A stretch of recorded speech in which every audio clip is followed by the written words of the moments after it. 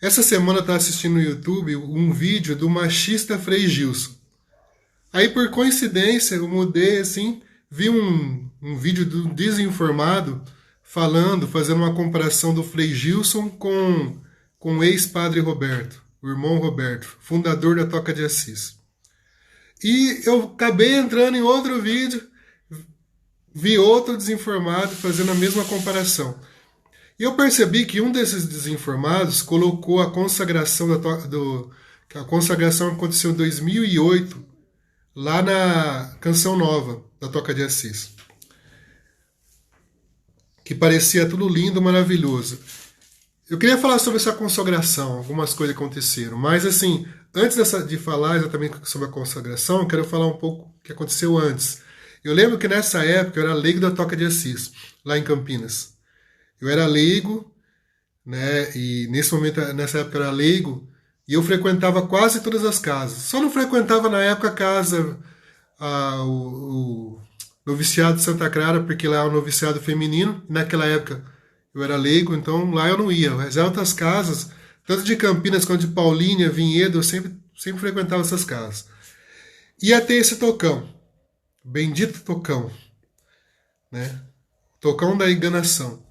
E eu sempre fui pobre, mas naquela época lá eu tinha recebido um dinheiro, e eu empolgado, né, naquela empolgação, e eu sempre fui um leigo dos pobres, né?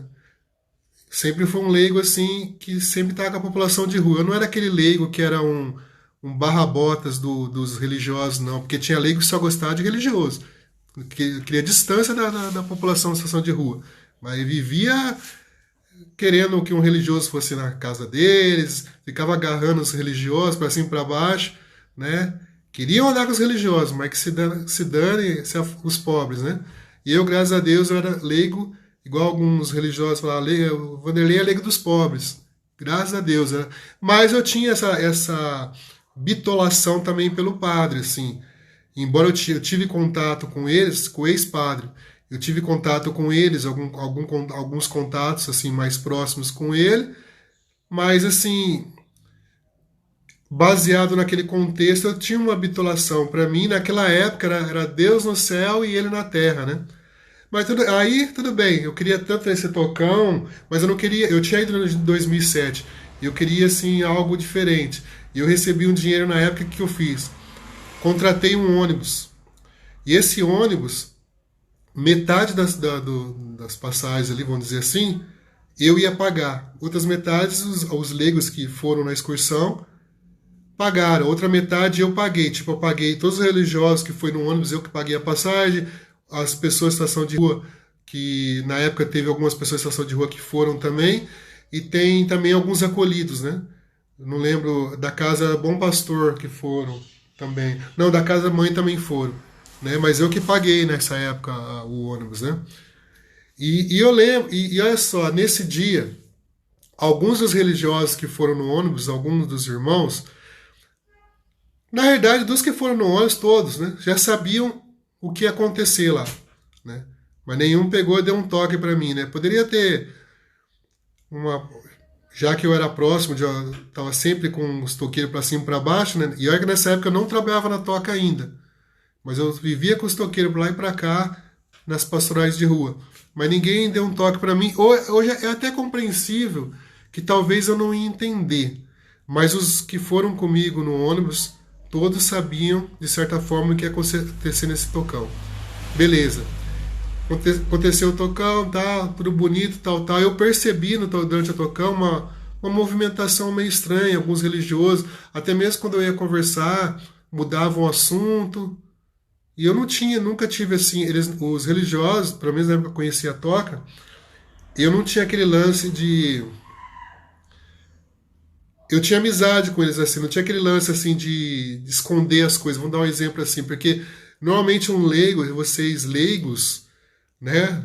Vocês viam aquela parte só assim, do irmãozinho assim, mas aquela parte de partilha, de levar ideia, de contar as misérias mesmo, a maioria dos leigos não viam, né? Só viam aquela parte do irmãozinho santinho, bonzinho, né? Essas coisas aí.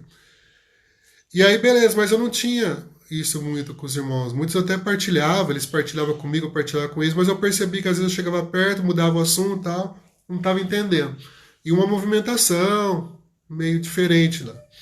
Beleza, aconteceu a consagração, tudo muito bonitinho, maravilhoso, tal, tal, né? Tem até no vídeo os irmãos pulando, tal, tal. Beleza.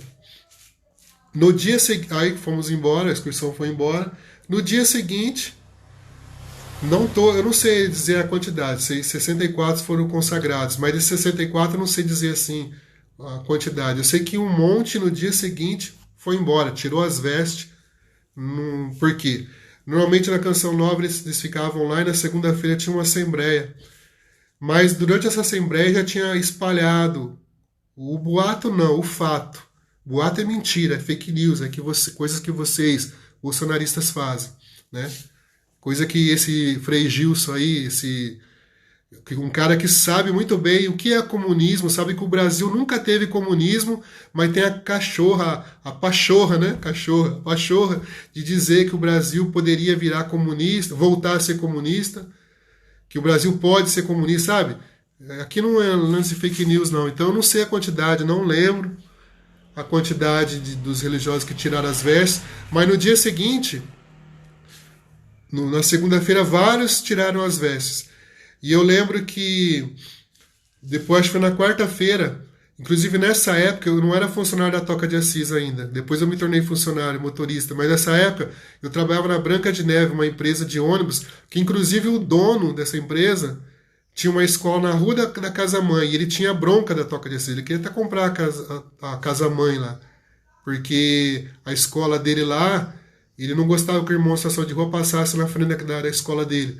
Então ele tinha bronca. E eu naquela época não tinha essa preocupação, não tá nem aí se ele mandasse eu embora ou não. Eu lembro que eu parei o busão bem na frente da casa Bom Pastor, porque eu vi o padre lá, junto com o motorista dele lá, um cara que esqueci o nome dele, que era motorista, um que tinha um problema na perna, uma deficiência na perna. Aí eu desci assim, ele cumprimentou rapidinho e já entrou assim. Aí esse motorista começou a falar: olha, reza pra ele que ele não tá bem na cabeça. Aí essa fake news não tá bem na cabeça foi espalhada, né? Como se ele tivesse algum problema, alguma dificuldade, estava passando por algum problema, tal, tal. Na verdade era para esconder, mas essa mentira para esconder os acontecimentos, né? Mas eu não vou ficar falando das coisas que ele fez, né? Ele não é mais padre, né? Mas assim, o que chama atenção no lance do machismo, por exemplo, tem um ex-irmão que era muito considerado na Toca de Assis e ele era muito próximo do padre. Ele mesmo me contou, né? Ele mesmo contou que ele falou isso para mim, não foi outra pessoa que falou, que se alguém falasse para ele o que aconteceu, ele não ia acreditar. Mas lá na Canção Nova mesmo, o sujeito, o fundador, estava muito soltinho, né? Sentindo muito soltinho. E fez uma coisa lá na Canção Nova que ele viu, na hora ele ficou horrorizado. E a hora que ele viu aquilo, ele comentou aí os outros religiosos que já foram com a intenção de contar mesmo alguns fatos, alguns acontecimentos, contou para ele que aconteceu isso. Aconteceu isso. E ele acreditou porque ele viu uma cena lá. Ele mesmo disse que jamais acreditaria se ele não tivesse visto. Só que o absurdo é que esse mesmo religioso que viu essa cena, que sabe de tudo que aconteceu, hoje em dia ele defende o padre, o ex-padre. Ele defende. Porque aí entra o machismo, entra o lance do machismo. Tudo que a mulher, no caso, embora não foi só a relação, foram vários fatores que fez com que ele perdesse o sacerdócio, mas assim, eu fico impressionado porque esse ex-religioso, mesmo sabendo de todos os fatos, ele tem a coragem de defender esse ex-padre. Por quê? É o lance do machismo, tipo assim, é o lance desse Frei Gilson aí, né? Tipo, a mulher tá ali do lado para auxiliar, não importa o que acontecer com ela, a importância dela é secundária. O importante é o sujeito, é nós homens, né? nós podemos fazer de tudo que não tem importância, sabe? Mas essa consagração foi triste, foi algo muito triste, assim, porque tem vários que foram consagrados nesse dia, que continuaram na toca. Inclusive tem uns que eu nem conhecia. Eu estava vendo o vídeo esse tempo atrás, um outro vídeo, eu vi que muitos dos irmãos que depois eu fiz amizade, que não tinham morado em Campinas, foram consagrados nesse dia, né? Mas tem muitos que tiraram as vestes. Principalmente os que tiraram as vestes, a maioria foram irmãos que já eram consagrados, já estavam na toca há muito tempo. Inclusive, uma coisa que pelo menos eu não vi na internet sobre isso, né? Eu não sei se o irmão Belém disse isso na live lá, embora aquela live que ele fez lá, dá para acrescentar um monte de coisa, mas tudo aquilo que ele falou é o que eu já pensava antes, mas dá para acrescentar muitas coisas mais lá, né? Mas assim, a toca de Assis só existe porque a denúncia partiu de dentro para fora, não foi nada de fora, igual alguns falam, perseguição. Eu atuo com a população de rua até hoje, eu faço parte não, sou apoiador do movimento. Eu nunca fiquei em situação de rua, né? Mas desde 2007 que eu tenho um apoio assim com a população de rua, de alguma forma ou de outra, pastorais, hoje mais por tempo direitos. Se o sujeito aí fosse essa benevolência com relação aos pobres, é claro que uma coisa é uma coisa, outra coisa. Por mais que ele tenha, vamos dizer que ele fosse uma pessoa preocupada realmente com a população só de rua, igual ele demonstrava ser, é claro que isso não ia fazer com que as coisas que ele fez no outro âmbito fossem apagadas, né? Mas assim, talvez eu não sei, na minha miséria, talvez até teria um olhar até mais especial com ele, mas ia compreender plenamente a, a decisão da igreja, né, que é sábia e sabe o que fez.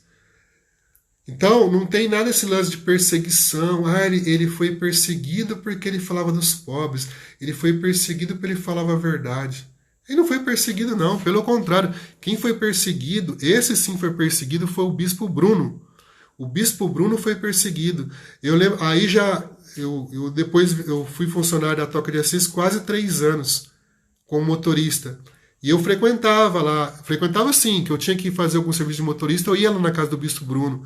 E muitas vezes eu chegava lá depois que o sujeito tinha ido embora, né?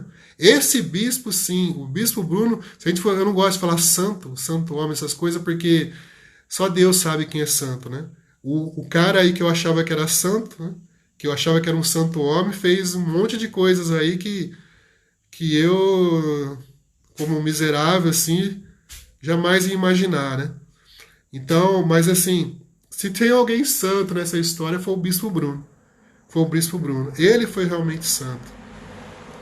Mas foi muitas coisas que aconteceram nesse momento de Toca de Assis. Só que tem leigos, inclusive tem alguns aí na época lá, que na época tem leigos que me ligavam. Eu trabalhei para a Toca de Assis como motorista. Às vezes eu chegava em casa, alguns ligavam para mim nervosos, dizendo que como que eu podia ficar com a Toca de Assis, que tinha que apoiar o padre, o ex-padre, sabe? Uns absurdos assim, sabe?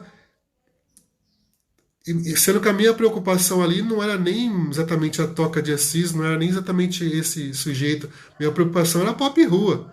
Porque quando as casas começaram a fechar, né, aconteceram. Só que também, aí entra a minha parte também egoísta, a minha parte, como pode dizer, cheia de defeitos também, porque eu lembro que começou a sair um monte de religiosos. Só que a minha preocupação era em relação, ficava pensando na população de rua, principalmente nas casas que tinham muito acamados, Nossa Senhora das Dores, a Casa São Miguel, Casa São Francisco. A Casa Mãe tinha acolhidos, mas a maioria dos acolhidos eles entravam e saíam. A Casa Bom Samaritano fechou logo depois dos acontecimentos. A Casa Bom Pastor tinha acolhidos também. Só que assim, eu ficava preocupado com eles, mas assim, eu também tinha que ficar preocupado com os toqueiros, porque a Toca de Assis era um lance muito complicado. Quem levava a fama era o sujeito aí, mas quem cuidava não era ele não. Tanto que eu ia em várias casas ele nunca ia. E eu tava sempre, eu fiquei numa época, porque esse lance de mulher mexe muito comigo. Eu não vou falar o BO aqui, né, o problema aqui, mas uma pessoa muito próxima perdeu a vida. O lance do machismo para mim é um negócio que mexe muito do machismo, né? E assim, eu lembro que eu frequentava várias casas e o sujeito não ia. É muito fácil eu pegar, sair na rua, pegar uma pessoa em situação de rua, tudo machucada, com vários problemas de saúde, e enfiar numa casa e mandar outras pessoas cuidar. Porque eu lembro que eu chegava em algumas casas que tinha vários acolhidos lá, pessoas acamadas, pessoas com problemas no álcool, pessoas com problemas mentais, pessoas com problema com drogas e pouquíssimos religiosos para cuidar. Às vezes era quatro, cinco. Esses religiosos, se eles não eram santos, eles se santificaram ali, porque cuidar da casas onde tinha camados também, que era uma vida corrida das religiosas, que elas tinham que fazer tal função, tal função tinha que adorar e tinha que cuidar daqueles irmãos que precisavam de cuidados médicos, que muitos religiosos não tinham nem curso de enfermagem, a maioria não tinha curso de enfermagem, alguns fizeram lá dentro, não sabiam como cuidar, né? Mas isso aí é de menos, essa parte, se for analisar, essa parte até é a parte bonita, assim, né, da toca, né? A Toca teve muitas coisas lindas, maravilhosas. Eu conheci muitos religiosos seríssimos. Religiosos que fizeram coisas que eu sou incapaz de fazer. Mas também conheci muito picareta dentro da Toca de Assis. Teve muito picareta mesmo. Teve pessoas maravilhosas.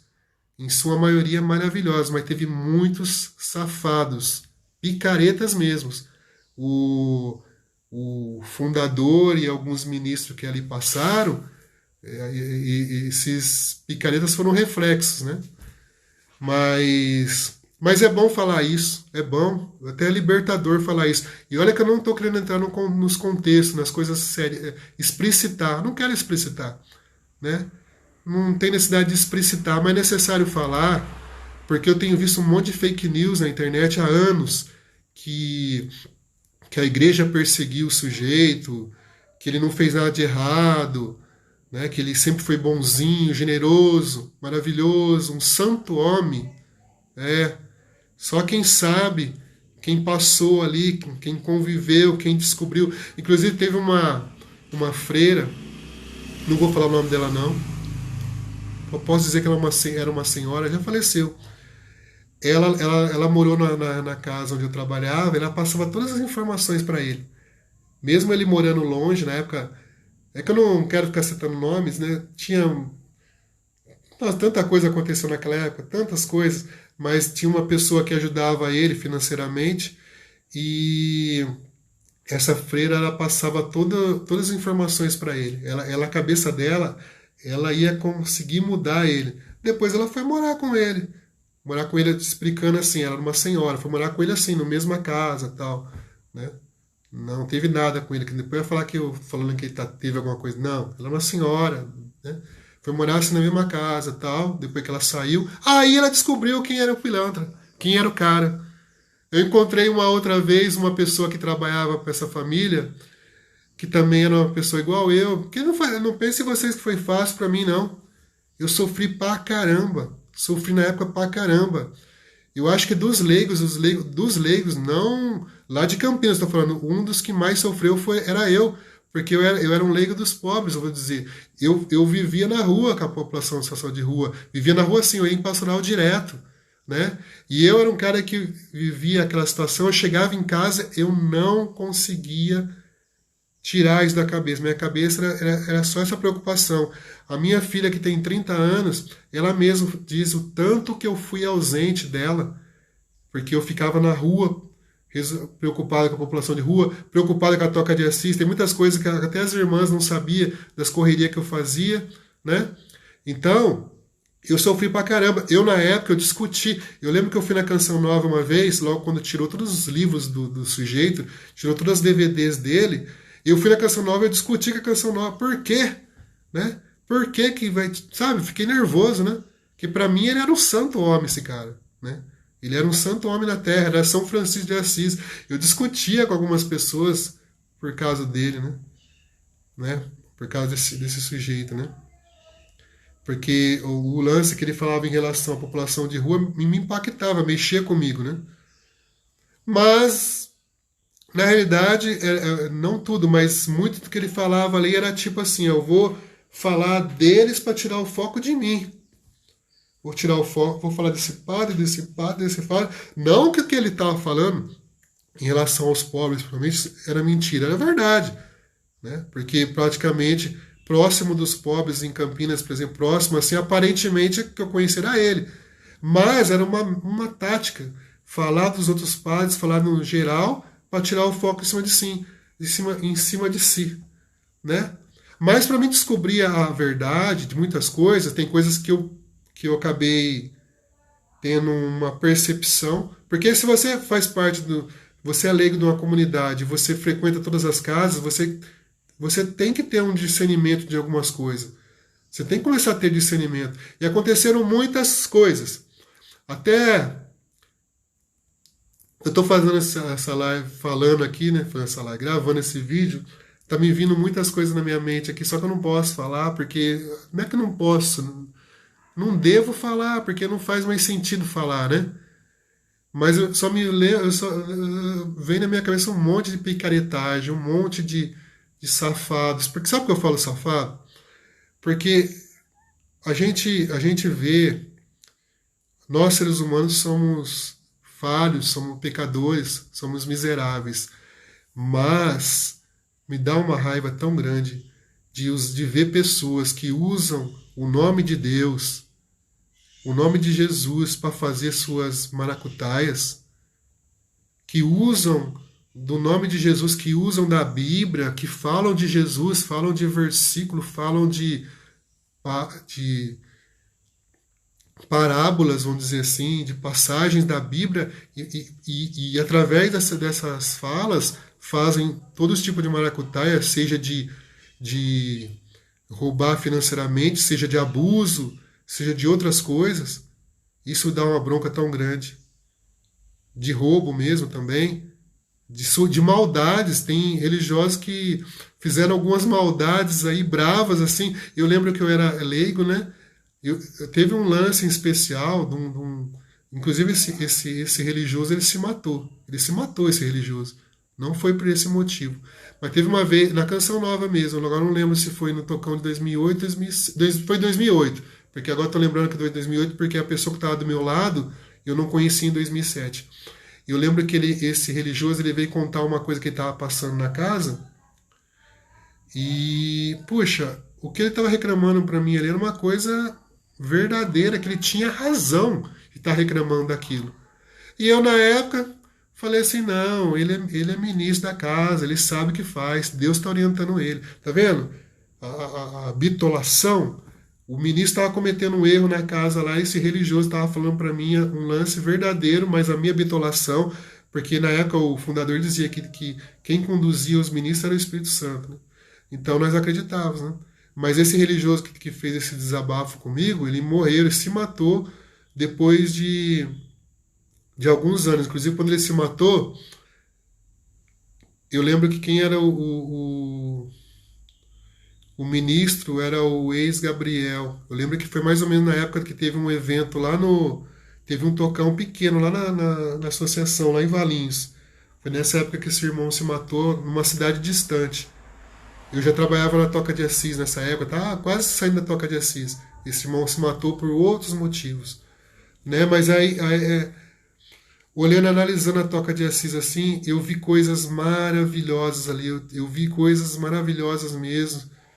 Eu tive momentos maravilhosos na rua, assim, com os irmãos em situação de rua, mas olhando assim de maneira cruel, cruel não, como fala, uma maneira crua, né? Hoje em dia teve muitos erros ali, muita picaretagem, muitas coisas erradas por pessoas que se diziam de Deus, né? Mas tem um lance no vídeo do irmão Belém que ele fala um lance lá que isso daí ele fala, eu já comentei, eu tinha comentado uma vez com um amigo e eu assisti o vídeo e falei, puxa, é isso mesmo.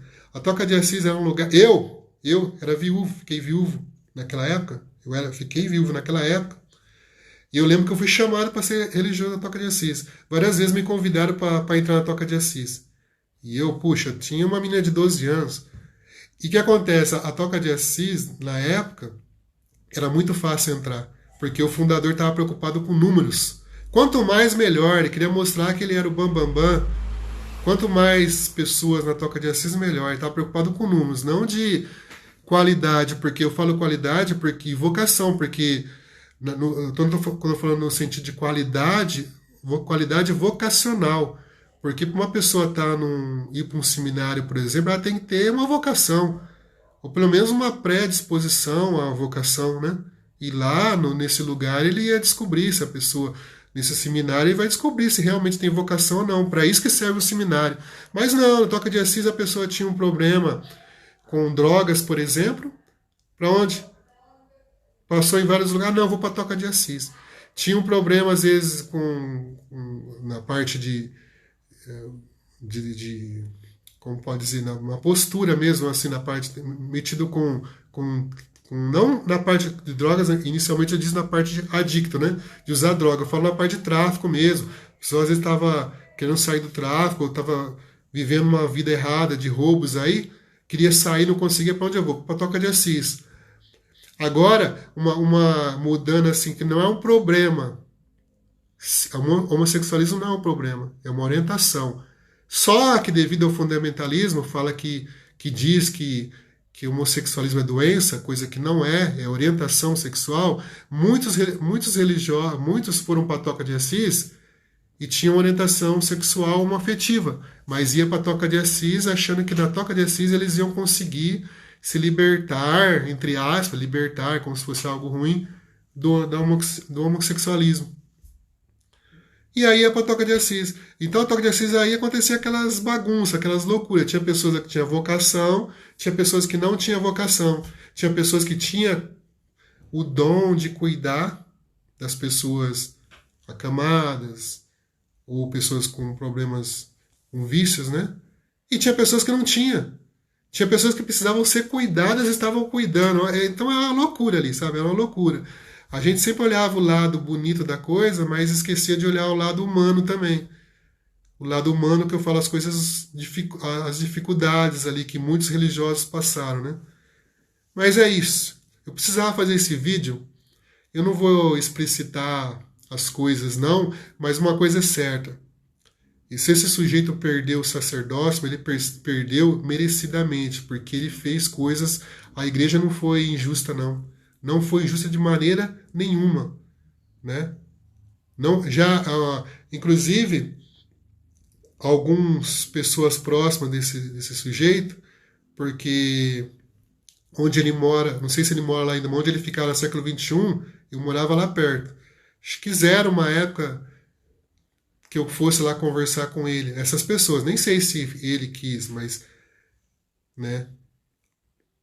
Inclusive uma época, ele ia quase, eu tinha uma casa lá em Campinas lá, que eu alugava para alguns ex-religiosos. Uma vez uma pessoa que morava lá, que tem muita amizade com ele, perguntou se podia levar ele lá. Eu falei, pode ir, eu não vou estar lá mesmo, né? Porque eu nunca quis ter contato com ele. Nunca quis ter contato, porque algumas pessoas próximas dele já mandaram várias vezes convite para mim para ir conversar com ele. Para conversar com ele. Porque o dom, a persuasão desse senhor é muito grande. A persuasão dele, de convencimento dele é muito grande, né? Só que eu vivi o outro lado. Eu vivi outro lado. Eu fiquei com as irmãs, eu fui ser funcionário por vários motivos, mas principalmente para saber a verdade. Embora eu já sabia muitas coisas quando eu fui ser funcionário, porque eu andava muito com as religiosas, eu jogava bola junto. Eu lembro até o dia, eu falei que ia parar de falar e comecei a falar, continuei falando. Eu lembro o dia que morreu lá um Padre Pio, lá em Hortolândia. E esse Padre Pio era apaixonado pelo... O nome dele não era Padre Pio, eu esqueci o nome dele, mas ele gostava de chamar de Padre Pio. E ele era apaixonado pelo fundador aí. Eu lembro que ele ia na casa da senhora, na Santa Clara, ele ia lá, presidia a Santa Missa, ele entrava e já saía. Ele nem ficava, porque ele nem queria conversar com as irmãs. porque para ele era uma injustiça. E eu lembro que no dia da morte desse padre, nós ficamos muito apreensivos, porque nós estávamos preocupados, eu como leigo, mas os outros religiosos, principalmente os religiosos mais velhos, da aproximação desse sujeito aí, né, dele lá. Mas eu falei tanto aqui, mas a minha preocupação maior desse vídeo é em relação, eu resolvi fazer esse vídeo por causa do machismo. Por causa do machismo. Porque falas igual essas do Frei Gilson, onde ele fala que a mulher a mulher foi criada para auxiliar o homem e não está do lado do homem, que a mulher não é igual ao homem, ela foi criada para auxiliar o homem. Assista o vídeo, vocês vão ver, né? Que do jeito que ele fala, o homem é superior à mulher, né? E essas falas não são simples falácias. São essas falas que fazem que, se for, olha, for pesquisar, eu sou formado em sociologia. Sociologia a gente baseia nossas falas em pesquisas. Nós não ficamos fazendo fake news, né? Tudo que algum sociólogo vai falar relacionado à violência, à parofobia, a tantos fatos sociais, né, são baseados em pesquisas, coisas que bolsonaristas, católicos fundamentalistas têm preguiça de fazer. Pesquisar. Eu acho. Sociologia não é achismo. E baseado na sociologia, se vocês forem pesquisar as mortes nos últimos anos aqui no Brasil, quem tem assassinado as mulheres, o machismo, são pessoas que frequentam igrejas. Não é aquele sujeito só aquele sujeito, não estou dizendo que não aconteça isso, mas não é só aquele sujeito que vai no baile funk, né? Estou fazendo agora aqui, falando dessa maneira, até um preconceito, né? Não é aquele sujeito que... Estou falando isso porque tem essa ideia que quem frequenta baile funk é tudo bandido, né? Não tem essa ideia? Mas então, não é aquele sujeito que frequenta o baile funk, só aquele sujeito, não é aquele sujeito que frequenta as noitadas, né, as baladas, esses lugares, que tem matado as mulheres. Quem tem matado as mulheres, em sua maioria, são homens casados. E homens casados que frequentam igrejas, em sua maioria igrejas católicas. Mas por que acontece isso? Porque os padres não falam sobre machismo. E muitos dos padres têm feito o que esse Frei Gilson tem falado, que a mulher veio para auxiliar o homem. A partir do momento que a mulher não auxilia o homem, muitos homens violentos, né, machistas por natureza, porque todos nós somos machistas. Eu sou machista e tenho que todo dia lutar contra o machismo. É uma luta pro resto da vida, é uma coisa constituída, é uma coisa cultural, que vem desde quando a gente é pequenininha. A primeira socialização que a gente fala na sociologia, a primeira socialização vem da época de infância. Nossos pais nos socializando através da igreja, através de lugares que eles frequentavam, e atitudes, aquelas atitudes que alguns homens né, fazem isso, vai lavar a cozinha, manda a menina lavar a cozinha, o menino não. Isso é a primeira socialização, é o machismo que vem desde pequeno, que depois que a gente que é grande, a gente cresce machista. E para lutar contra o machismo não é fácil. É uma luta constante. E essas falácias desse padre Gilson, né, que é um mal intencionado, que está ganhando muito dinheiro, que eu nunca vi um padre que se diz de Deus, você tem que ter uma retidão, né, conhecer o Evangelho de Cristo, né, mas tudo bem.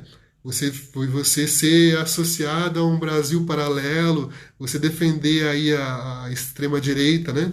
Já perdeu todo o cristianismo aí. Mas é triste. Eu estava até conversando agora com um professor, um amigo que Taubaté, professor Taubaté, e estava falando, Brito, as pessoas mais simples que eu conheço, pessoas humildes, pessoas gente boa, simples, eles passam a madrugada assistindo esse padre. As pessoas mais simples, né? Eis a questão, as pessoas mais simples passam a madrugada. Por quê? É muito fácil enganar as pessoas usando a palavra de Deus, usando Deus, Deus, Deus. É muito fácil enganar as pessoas. Mas vamos que vamos. Eu fiz esse vídeo que eu nem ia fazer, porque é tanto fake news e vai chegar um dia, vai chegar uma hora, porque assim, tem um. Eu não sou bom, não, viu? Mas tem uma frase muito interessante que fala assim: o que dói não é o barulho dos ruins, mas é o silêncio dos bons. E o que acontece? Vai chegar uma hora, o silêncio de todas as pessoas que foram vítimas desse cara, de tantas coisas, não só desse cara, desse sujeito, desse fundador, mas vítima de outras, porque vem aqui, vocês acham mesmo que ele perdeu o sacerdócio por causa de perseguição? Que alguém perseguiu? O padre Júlio Lancelotti é um padre que eu não chamo ele de santo também não, mas é um padre maravilhoso, tal, tal. Se fosse questão de defender o pobre, não tem pessoa que defende mais o pobre que o padre Júlio Lancelotti. Porque você falar do pobre é uma coisa, você falar de dar comida pro pobre é uma pegada. Dar comida pro pobre é muito fácil. Eu posso à noite conseguir alimentos aqui com alguém. Eu não tenho tanto dinheiro, mas posso conseguir algum dinheiro e sair para rua para entregar comida. Dar comida pro pobre não é difícil. Difícil é lutar por direitos, denunciar quando a população de rua leva porrada, apanha da polícia, apanha de bandidos, denunciar as violações dos direitos da população em situação de rua, denunciar a homofobia, isso sim é lutar pelo pobre. Se fosse assim, se fosse uma perseguição, o padre Júlio sofre perseguição sim, mas ele não perdeu o sacerdócio, né? Se a pessoa tiver um pingo de inteligência, vai saber diferenciar o que é perseguição e o que é fato, né?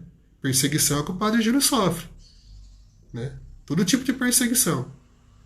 Fato é outra coisa. Fatos são outras coisas. Mas acabou. Fiz esse vídeo mais de desabafo mesmo, né? Não vou, não sou, vou ser hipócrita para fazer um vídeo falando de Jesus, não. Falando de coisa da igreja, igual eu vejo alguns vídeos. A pessoa faz o sinal da cruz, né? No Pai, do Filho e do Espírito Santo, tal, tal, faz o sinal da cruz e escreve um monte de mentira, um monte de fake news, um monte de coisa que ele nem sabe, né? Um monte de inverdades ali. Mas faz o sinal da cruz. Tem um sujeitinho que até reza o São Miguel Arcanjo. Eu rezo São Miguel Arcanjo. Desde quando eu conheci a Toca de Assis, eu saio de casa, eu rezo a oração de São Miguel Arcanjo. Eu não saio de casa sem fazer a oração de São Miguel Arcanjo. Mas isso não precisa ser explícito. Precisa ser... Vou fazer uma live, fazer um vídeo. Ou vou fazer oração de São Miguel Arcanjo para falar um monte de mentiras, né? Porque falando essas mentiras, tudo tem um lado. A partir do momento que eu falo que esse sujeito foi perseguido, se ele foi perseguido, ele foi injustiçado. Se ele foi injustiçado, o Papa Francisco é o culpado. O Bispo Bruno foi o culpado. Entendeu? A partir do momento que eu falo que ele é injusto, vamos ficar calados, vamos falar que ele é injusto, vamos fazer o silêncio de Maria. A partir do momento que ele é colocado como um injustiçado, alguém está sendo injusto com ele, né? Tudo tem dois lados. Tudo tem dois lados. Se existe o racismo, é porque tem o racista, né? Se existe a homofobia, é porque tem um homofóbico. Se existe a calúnia, que no caso vocês dizem que é calúnia, é porque tem o caluniador. E será que esse caluniador não é injustiçado? E isso que me incomoda. Me incomoda. E graças a Deus que me incomoda, viu? Porque a gente vai ser julgado. Quando eu for embora, eu partir dessa vida, não vai ser vocês, não vai ser as pessoas que... Deus que vai me julgar. E hoje eu olho assim para o meu passado, eu estava até conversando agora com esse mesmo professor, em Taubaté, eu olho assim, puxa, como muitas situações na minha vida eu fui conivente, muitas situações na vida de sofrimento, de racismo mesmo que não fosse comigo, com o outro, de situações de, até mesmo uma vez na Toca de Assis que eu estava com as irmãs, eu vi uma moça que tinha sido estuprada e eu não denunciei, não chamei a polícia. Fui conivente, eu fui conivente. Não, vamos rezar por ela, não, o certo é ter chamado a polícia. Eu fui conivente. Então, dou nenhum tipo de bola. Igual esses tempos atrás, algumas pessoas que me conheceram, vamos rezar por ele. Rezem, eu prefiro. Rezem por mim sim, né? Mas rezem pro Deus certo, né? Se for rezar pro Deus que vocês têm rezado aí, o Deus da Arminha, o Deus da direita, o Deus racista, o Deus homofóbico, não vai fazer sentido nenhum, né? É isso. Me sinto aqui meio leve agora.